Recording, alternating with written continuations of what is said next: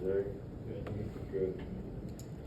All right, obviously, this was a, great win for us, really good for our team, to come out, start fast in the game, play fast, obviously ready to play. So I think the big point of emphasis that, like we'd like to make moving forward is we still got to stay focused on execution. It's not just about making plays. And most of the issues that we have in games, offense, defense, doesn't really matter, come down to, are we communicating and is everybody on the same page? And when we do that, we seem to have really good results. And sometimes when we don't, we give up plays that we probably shouldn't, give up. So, that's going to be the big point of emphasis in watching the film today with the players, is to get them to really sort of focus on the importance of communicating and everybody being on the same page, whether it's who we're blocking up front, how we're covering and adjusting the motions, in secondary, whatever, so that we get on the same page. Chattanooga obviously has had a really good season.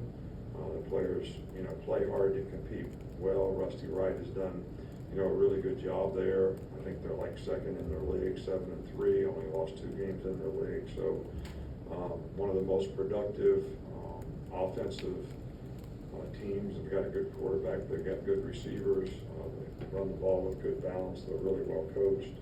Defensively, this guy Jay Pearson is, got lots of sacks and lots of tackles for losses, and these guys play hard. And like always, this is a great opportunity for these guys to play, in a game that they probably dream about. For our team, this is either a game that you focus on correctly, you go out and practice and prepare correctly, and you build on, the momentum that you've improved with over the last weeks. And that helps you get better for what's coming up in the future. So if you don't do that, you don't have a good showing. You sort of lose your rhythm. And, rhythm is a little bit like momentum. Sometimes you lose momentum in the game, it's hard to get it back. So you got to always play the next play and keep answering the bell. And, that's really kind of how we need to approach, this game in terms of, what our focus is and how we want to continue to improve as a team. If you're going to peak at the right time, you can't have peaks and valleys. You got to keep going in the right direction, and that's what we want to get our players to focus on this week in practice and preparation for this game. Start up front with you. Yeah, Terry mentioned that every team could use a Miss Terry, and she's helped with motivating and just staying locked in. I mean, how does she help the team during the season in terms of what she does to motivate players? Well, her and Terry on are really kind of buddies. So I know she sort of texts with him and all that, and I kind of get on him. So it's just like kind of raising your children. I'm the guy that's always trying to get them to do right, and she's the mama who's always trying to make them happy. So that's the way it's been for a long time. We'll go to Charlie. Hey Coach, a guy like Chris Braswell seemed to steadily improve over the course of his career. Where have you seen him grow the most since he got on campus? Braz is a really good competitor, hard worker, really works hard in practice to get it right. I think a lot of guys that play outside backer for us, when they come here, they don't have a lot of background and experience in standing up and playing. A lot of them play with their hand in dirt, in high school.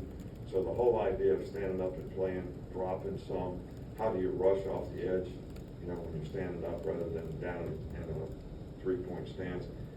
So, and I also think that opens up a whole panorama of knowledge of the game, coverages and things like that. So, and I would say that Braz has certainly improved physically because of how committed he is to being a good player. But I think from a mental standpoint, that's where he's really sort of has a much, much better understanding of all the things you need to do to play that position. Middle of Matt. After looking at the tape, what do you think of how your offensive line played against Kentucky? They played really well. I think Kentucky's big up front. We talked about trying to be the most physical team. I think they did a good job of that. I think we ran the ball better in the second half than in the first. And some of that was just how were they playing. But I was really pleased, especially in the second half, with how we controlled the line of scrimmage. I think for the most part, the pass protection was a little better. And we want to continue to improve in all those areas. The back left with Kyle. Hey, Coach. Can you talk about the gauntlet of this SEC schedule? You guys are 7-0 up to this point, and then kind of a follow-up.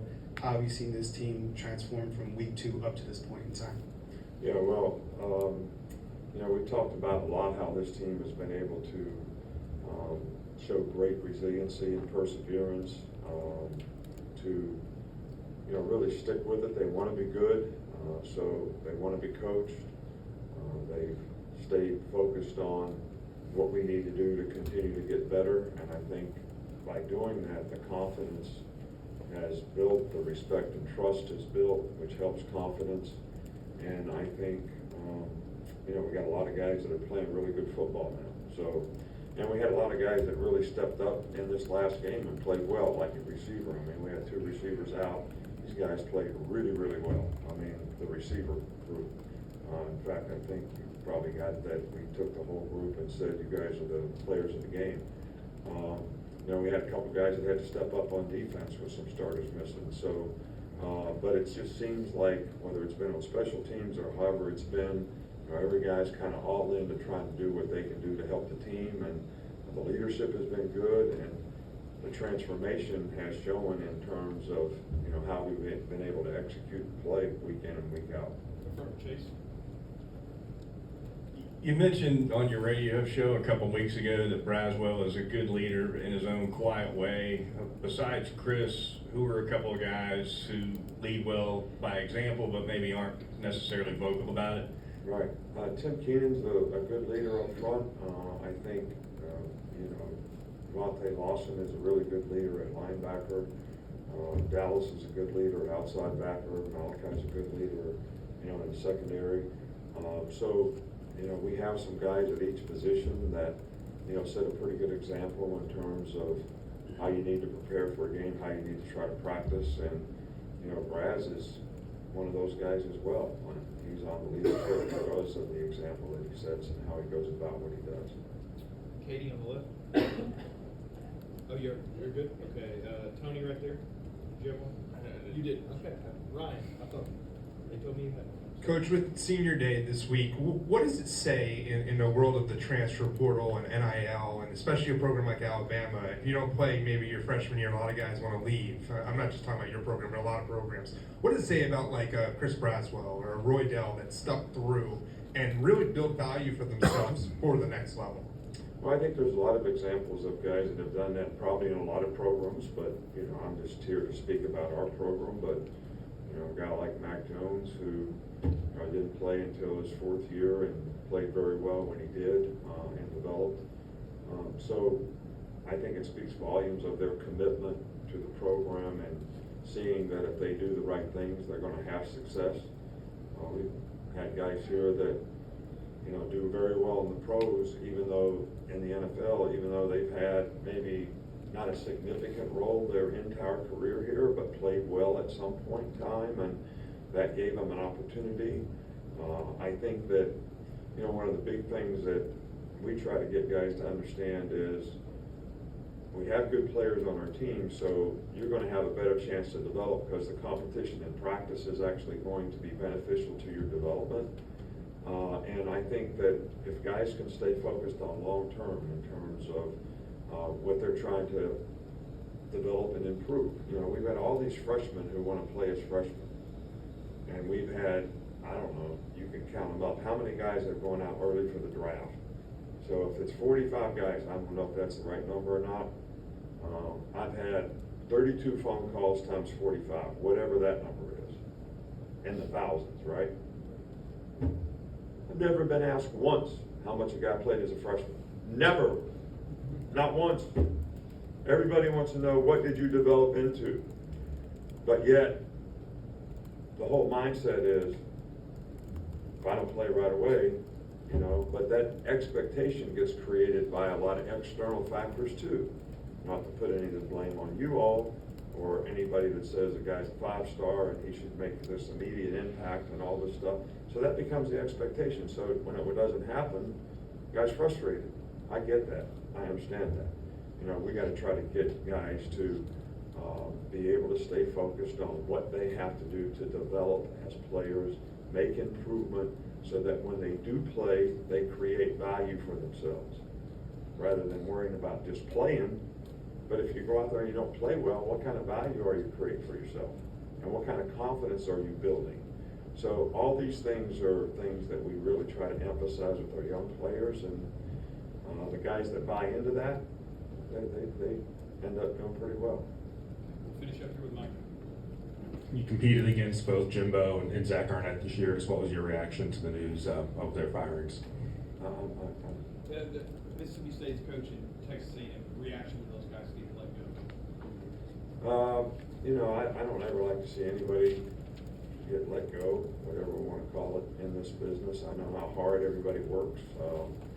I know how difficult it is to sort of build, you know, a program, to get players to compete at a high level on a consistent basis, and just have a lot of respect for people who really work hard to try to change the lives of, you know, the guys that they're coaching, make them better people, help them do the right things in terms of giving them education, as well as trying to develop them on the football field. But, you know, we are in a business that you get evaluated based on outcomes and your performance, and I hate to see anybody have to go through this.